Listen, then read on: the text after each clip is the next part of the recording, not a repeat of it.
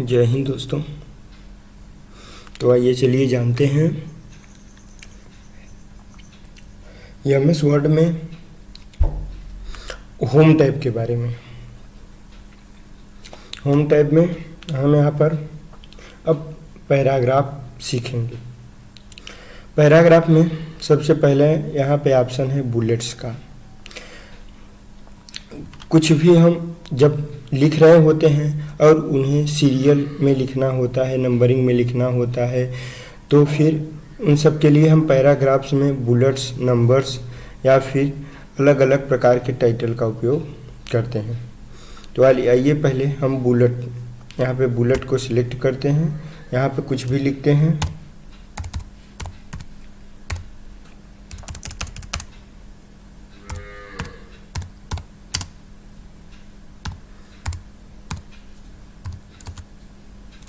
जैसे ही हमने इंटर किया, यहाँ पे देखिए तुरंत दूसरी बुलेट छप के आ गई है। यहाँ पे हम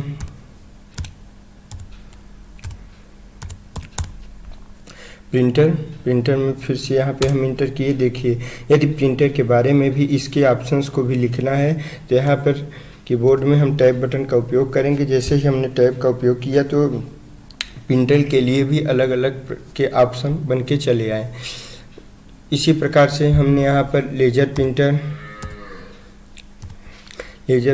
उसके बाद फिर जैसे ही हम इंटर करते चले जाएंगे तो अलग प्रकार के से सब कुछ प्रिंटर के बारे में लिखना आता रहेगा। उसके बाद फिर से जैसे ही हमने यहाँ पे फिर से यदि हमने टैब का उपयोग कर दिया तो फिर से लेजर प्रिंटर के बारे में भी इसके भी ऑप्शंस बनते चले जाएंगे। यहाँ पे अलग अलग प्रकार के ऑप्शंस बनते चले जाएंगे। और यदि हम डबल इंटर प्रेस करेंगे तो फिर से हमारा ऑप्शन उसी सीरीज में बढ़ता हुआ चला जाएगा। यदि हम बुलेट्स न लेकर नंबर्स को लेंगे तो नंबर्स के लिए भी अलग अलग प्रकार के दिए गए हैं। आप जिस भी प्रकार को चूज करना चाहेंगे चूज कर सकते हैं। यहाँ पर देखिए जैसे ही हम सेलेक्ट कर रहे हैं अलग अलग टाइप्स को तो चेंजेस दिखाई दे रहे हैं। और यदि हम इन सभी चेंजेस के अलावा भी यदि कुछ अलग प्रकार से लेना चाहेंगे तो यहाँ पे चेंज लिस्ट लेवल में भी आप आ सकते हैं। उसके बाद डिफाइन न्यू नंबर फॉर्मेट, इन सब का भी उपयोग कर सकते हैं। उसके बाद फिर आइए चलिए जानते हैं कि मल्टी लेवल लिस्ट यानी अभी हमने बताया, लेकिन फिर भी आप मल्टी लेवल लिस्ट में यदि कुछ सीखना चाहते हैं तो यहाँ पर देखिए ये मल्टी लेवल लिस्ट्स हैं। मल्टी लेवल लिस्ट में यहाँ पे देखिए आइए हेडिंग्स के बारे में जान लेते हैं। हेडिंग्स में भी आप अलग अलग प्रकार के दिए गए हैं, आप जिसको भी चूज करेंगे आर्टिकल, सेक्शन इस प्रकार से लिखकर आएगा। यहाँ पर सिर्फ इस प्रकार से लिख कर आएगा तो आप जिस भी टाइप को चूज करना चाहेंगे चूज होता हुआ चला जाएगा। उसके बाद फिर यहाँ पर देखिए हमने यहाँ पे उसके बाद यदि हम इंटर करेंगे तो यहाँ पे देखिए चेंजेस आपको दिखाई देंगे। उसके बाद फिर से यहाँ पे हम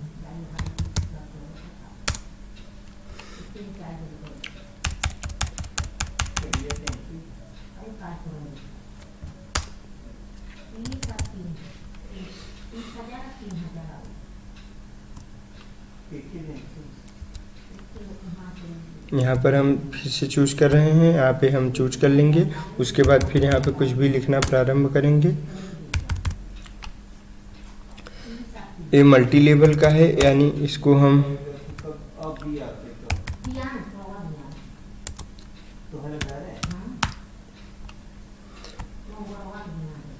लिखने के बाद इसको आर्टिकल लागू करना है तो यहाँ पे देखिए लागू हो जाएगा।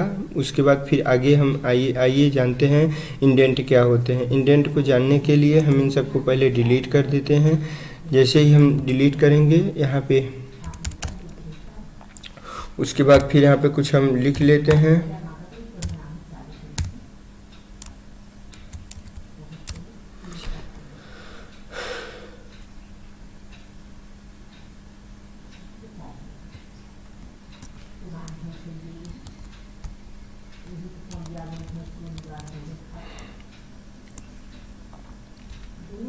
उसके बाद फिर यदि हम इंडेंट का उपयोग करना चाहते हैं तो इंडेंट के लिए पहले हमें कुछ जितने भी वर्ड सेलेक्ट करने हैं कर लेंगे। उसके बाद फिर उसके लिए लेफ्ट इंडेंट का प्रयोग, राइट इंडेंट का, पहले हम राइट इंडेंट का प्रयोग करते हैं तो देखिए ये वर्ड्स राइट की तरफ जाते हुए दिखेंगे आपको।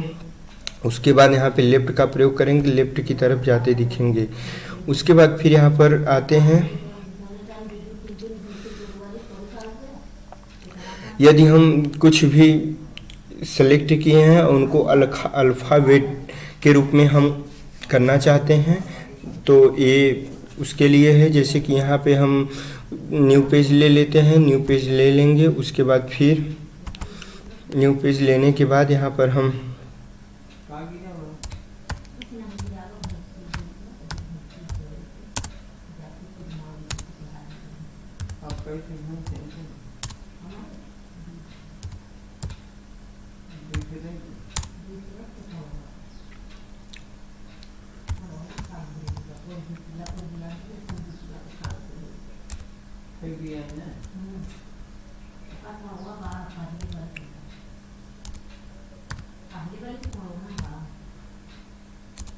इस प्रकार से हमने कुछ लिख लिया।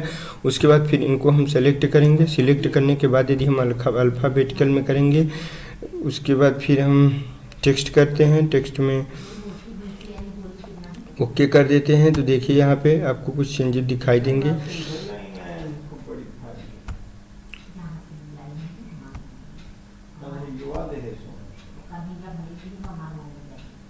यहाँ पर देखिए हमने जितने भी वर्ड्स लिखे हुए थे उनको अल्फ़ाबेट में सेट कर दिया। वे अल्फ़ाबेट में सेट हो चुके हैं। उसके बाद फिर आइए यहाँ पर फिर से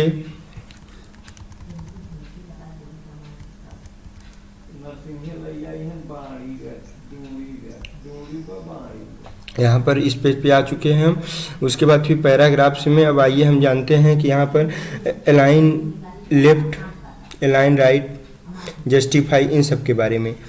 तो अलाइन लेफ्ट, इसकी शॉर्टकट कीज का उपयोग बहुत है दोस्तों। तो शॉर्टकट की का हमें ध्यान में रखना होगा। शॉर्टकट कीज को हमें किसी कॉपी में लिख कर इसको याद भी कर सकते हैं या फिर अधिक उपयोग करेंगे तो आपको शॉर्टकट कीज याद हो जाएंगी। और फिर अलाइन लेफ्ट, अलाइन लेफ्ट यानी करने के लिए हम जितने भी वर्ड्स, यहाँ पे अलाइन लेफ्ट है ही लेकिन फिर भी यदि हम इतने को सिलेक्ट कर दिए उसके अलाइन लेफ्ट यहाँ पे कर देते हैं तो देखिए यानी वर्ड्स जो हैं वो लेफ्ट की तरफ आपको जाते हुए दिखाई देंगे। उसके बाद फिर यहाँ पर जो भी लेटर्स हैं उनको यदि हम सेंटर में अपने कंटेंट को करना चाहेंगे तो फिर हम इसे जैसे ही यहाँ पे क्लिक करेंगे तो ये सेंटर की तरफ जाते हुए दिखाई देंगे। इसकी शॉर्टकट की कंट्रोल ई है। तो दोस्तों मैं जैसा कि आपको बताया फिर से बता दे रहा हूँ कि जो शॉर्टकट कीज हैं इनका विशेष रूप से आपको ध्यान में रखना होगा। उसके बाद फिर यहाँ पर आइए हम अलाइन राइट इसके उपयोग के बारे में जानते हैं। जैसे कि लेफ्ट, मिडिल और राइट के जैसे क्लिक करेंगे तो वर्ड्स जो एक्स्ट्राज हैं वो देखिए आपको यहाँ पर राइट की तरफ दिखाई देंगे। उसके बाद फिर यहाँ पर जैसे ही हम जस्टिफाई करते हैं तो जस्टिफाई करेंगे तो ये इक्वल में आने का प्रयास करेंगे। उसके बाद फिर यहाँ पर देखिए जो भी पैराग्राफ है और जो भी लाइन है उनके बीच में स्पेसिंग के लिए इसका प्रयोग किया जाता है। लाइन एंड पैराग्राफ स्पेसिंग जैसे ही हम सेट करेंगे तो जो भी आप सेट करना चाहेंगे जितना भी, तो यहाँ पे एक पे सेट करेंगे तो इतनी दूरी 1.5, उसके 1.15, 1.5, 2.0 इस प्रकार से। और भी आप स्पेसिंग चाहेंगे तो और भी जाकर कर सकते हैं। उसके बाद रिमूव स्पेस बिफोर पैराग्राफ, आप इस पर क्लिक करेंगे तो पैराग्राफ के पहले जो है स्पेस नहीं होगा। और यहाँ पर एड स्पेस आफ्टर पैराग्राफ यानी पैराग्राफ के बाद में आप स्पेस को रख सकते हैं। उसके लिए यहाँ पर इन सब का उपयोग किया जाता है। उसके बाद आइए चलिए यहाँ पे जानते हैं। यहाँ पर जो है थीम्स के कुछ कलर दिए गए हैं यानी कि जो हमारे लेटर्स लिखे हुए हैं उनके बैकग्राउंड कलर एक प्रकार से आप कह सकते हैं। बैकग्राउंड कलर के लिए इन सब का प्रयोग इसका प्रयोग किया जाता है। तो बैकग्राउंड कलर में यदि हम येलो के यहाँ पे रख लेते हैं तो यहाँ पे देखिए कुछ अच्छा सा लग रहा है। उसके बाद फिर यहाँ पर हम बॉर्डर्स, यानी कि हम अपने पेज में बॉर्डर्स भी दे सकते हैं। तो बॉर्डर्स भी कई प्रकार के होंगे, आप किस प्रकार का बॉर्डर देना चाहते हैं वो आप पर डिपेंड करता है। हम यदि आउटसाइड बॉर्डर दे देते हैं, देखिए यहाँ पे पेज के बाहरी सतह पर बॉर्डर दिख रहा होगा आपको। तो यहाँ पर ये पैराग्राफ ख़त्म होता है। आइए चलिए अब स्टाइल्स के बारे में जान लेते हैं। तो स्टाइल्स के बारे में वर्डपैड की भांति इसमें भी कई प्रकार की स्टाइल दी हुई हैं। आप जितने भी सिलेक्ट किए हैं उनकी स्टाइल्स के बारे में आप कौन सी स्टाइल को पसंद करते हैं ये आप पर डिपेंड करता है। और आप क्या कार्य कर रहे हैं उस पर डिपेंड करता है। तो जैसा भी आप कार्य कर रहे हैं उसके हिसाब से आप अलग अलग प्रकार के यहाँ पर टाइटल चूज कर सकते हैं। उसके बाद फिर यहाँ पर आइए फाइंड, यानी कि हम किसी भी लेटर्स या किसी भी हेडिंग्स को फाइंड करने के लिए यहाँ पर यदि हम बी को फाइंड करते हैं तो इस टेबल में पूरे कितने बी हैं उनको फाइंड करने के लिए इस डॉक्यूमेंट में कितने भी बी हैं सब पर आप देखेंगे तो एक यहाँ पर मार्क आ चुका है। उसी प्रकार हम रिप्लेस, यानी कि जो भी फाइंड कर रहे हैं यदि हम बी के स्थान पे कुछ भी और दूसरा करना चाहते हैं तो आप रिप्लेस करेंगे, और यदि सभी बी के स्थान पे कुछ दूसरा करना चाहें रिप्लेस आर करेंगे।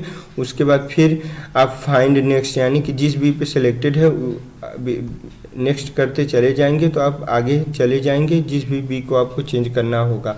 यदि आप दूसरा लेटर से चेंज करना चाहेंगे तो आप उसको सिलेक्ट करेंगे तो यहाँ पे वो लेटर आपको सिलेक्टेड दिखाई देने लगेगा। उसके बाद फिर यहाँ पर सेलेक्ट, आप यहाँ पर जो है फोटोज या फिर और भी शेप्स भी ले सकते हैं, उनको सेलेक्ट करने के लिए यहाँ पर उपयोग किया जाता है इसका। और यहाँ पर सेलेक्ट ऑल, यानी सभी को सेलेक्ट करने के लिए यहाँ पे सेलेक्ट ऑल ऑप्शन है। सेलेक्ट ऑब्जेक्ट्स, यानी जितने भी ऑब्जेक्ट्स आपने दिया होगा शेप या फिर कोई फोटोज जो भी आप सिलेक्ट करना चाहेंगे कर सकते हैं। Select all text with similar formatting, तो सिमिलर फॉर्मेटिंग के साथ आप यदि टेक्स्ट को सेलेक्ट करना चाहेंगे तो आप उसको कर सकते हैं।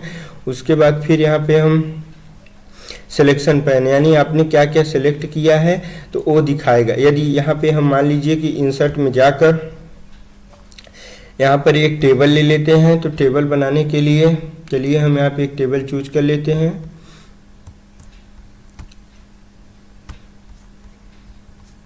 पहले हमको फाइल से जाकर एक न्यू डॉक्यूमेंट लेना होगा। न्यू डॉक्यूमेंट ले करके यहाँ पे हम इंसर्ट में जाएंगे। यहाँ पे इंसर्ट में एक टेबल लेंगे। एक टेबल यहाँ पे आ चुका है। उसके बाद टेबल में भी अलग से हम आपको बताएंगे। उसके बाद फिर इंसर्ट में जा करके एक शेप भी ले लेंगे। एक शेप यहाँ से ले लेते हैं, एक शेप भी बना दिए। उसके बाद फिर आप यहाँ पे सेलेक्ट में जाएंगे, सेलेक्ट में सिलेक्शन पैन जाएंगे तो देखिए यहाँ पर दिखा रहा है कि आपने एक जो तस्वीर है उसको लिया हुआ है। उसके बाद फिर एक शेप को लिया हुआ है। आप इसका नाम जो भी आप चेंज कर सकते हैं।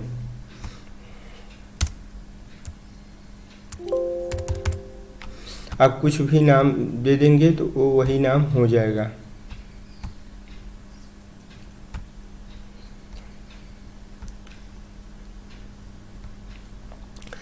आप देखिए टेबल जो है ये सिलेक्शन का पार्ट नहीं है, ये सिर्फ ये जो आपने शेप्स लिए हैं या फोटोज वही बस ये सिलेक्शन का पार्ट हैं।